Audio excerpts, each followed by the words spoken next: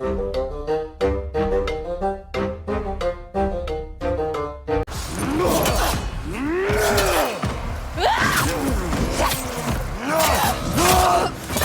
up and fight me! Senua's Hellblade 2 has finally released on console.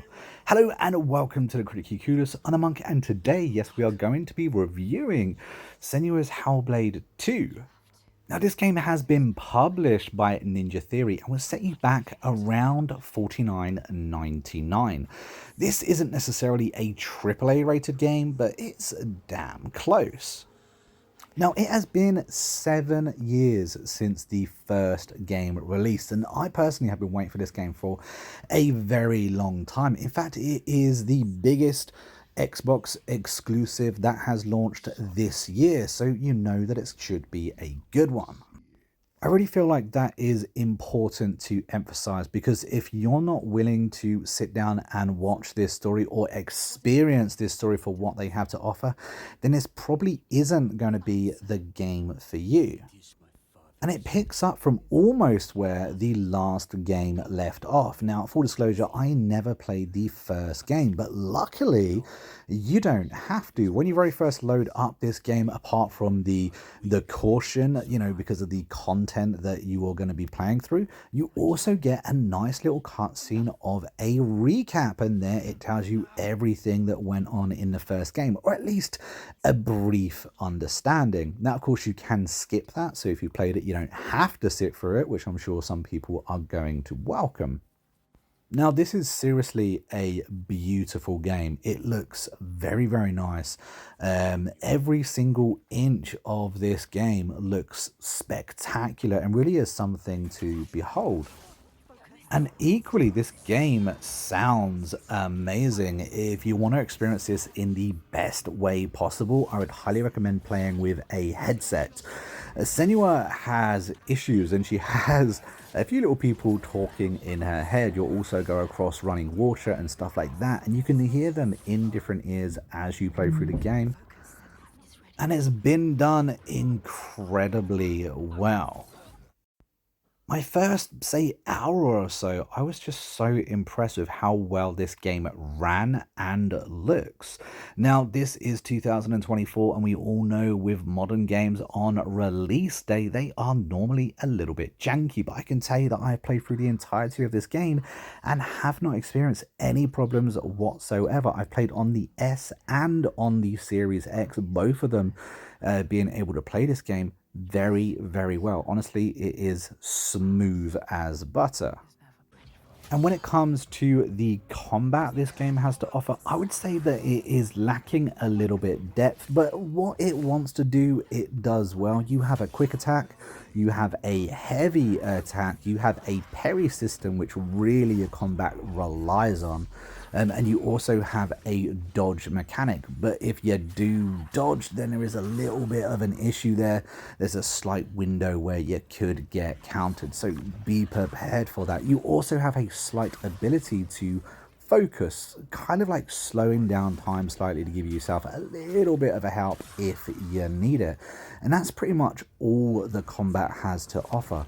What it does do is make every fight feel impactful, and it does them very well, sometimes weaving cinematics into the fight itself. Sometimes I wasn't even sure if it was me attacking or if that was actually the cinematic playthrough. What I will say about the combat also is that it does get a little bit repetitive and a little bit, dare I say, boring, because you only ever fight one person at a time. You never need to watch your six, even though sometimes you're fighting 2, 3, 4 people back to back. It's always just 1v1. All of those evilnesses in a lad are very respectful about that. And the other mechanic in the game would be the puzzles. There are several different puzzles throughout your journey in a game that kind of block your progression. They are really what slow the game down and get you looking around different environmental areas, trying to figure out how to solve those puzzles. Now, they do get slightly repetitive. I kind of wish that they weren't really in the game. None of them are particularly hard. They are interesting though. There are some oddball puzzles, most of them kind of made up of odd body parts. But honestly, they just really bored me.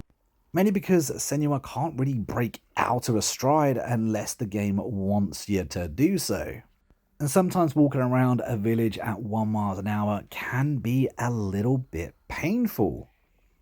Now, I'm not sure I've spoken enough about just how good this game looks. I honestly think that it could very possibly be the best looking game of 2024 entirely. I'm not sure I've played one that looks quite as stunning as this.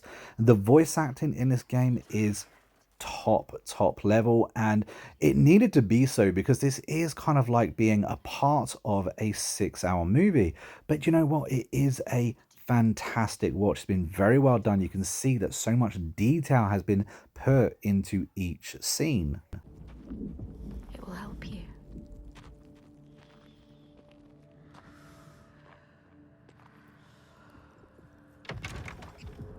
The mirror, Senua.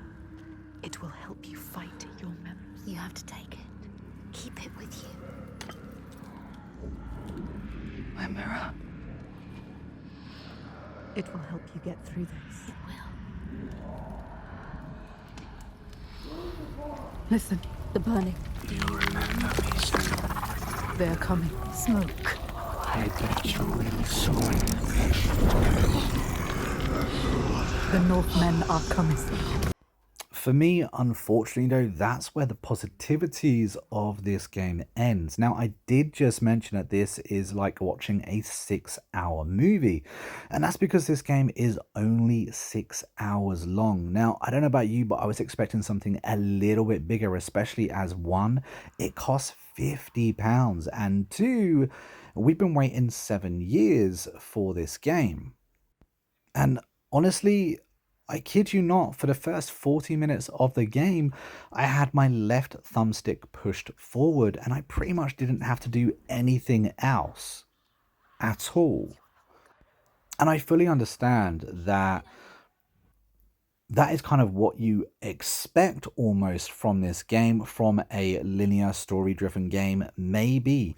But for me, I was expecting a little bit more. Now, there just doesn't seem to be enough in this game to keep you going. Now, there is a Play Plus feature where you complete the game and you can play through again, which kind of adds a little bit more playtime, a little bit more value for your money. But even with a second playthrough, I'm still not sure that it warrants the money. Now, it does look absolutely incredible, but with the lackluster combat, the puzzles that if you took out would pretty much just half the game that was there, it left me feeling just a little bit disappointed with what I got.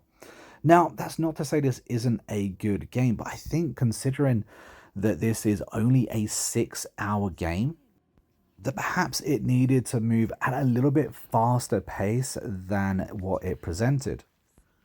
Unfortunately, this review is a bit of a mixed bag for me. It's 50-50. On one hand, I like a lot of elements about it. And on the other hand, I was very disappointed with what I played through. So you're going to have to make up your own minds of whether this type of game, whether this style of game is going to be worth it to you. What I will say is that this is, of course, on Game Pass. If you have Game Pass, you can download it on day one, play it. If you do so, let me know down in the comments what your thoughts are. I try not to bag on any games, really. I try to give you an open and honest review, and that's exactly what I feel like I've delivered here. Hopefully, I don't receive too much hate, because I know it is one that people have waited for a very long time. But guys, if you watched to the very end of this review, a big thank you to you. Don't forget to comment Red Banana down below in the comments. Just confuse everyone that's new to the channel or that didn't watch to the very end. We also have an active and growing Discord. You can find the link down in the description. And of course, if you feel like subscribing, that would be very welcome too. But until next time, I've been Monk, we've been Accredited Kudos, and I'll see you in the next video real soon. Until then, take it easy and happy gaming. Focus, Senua is ready for me. Focus!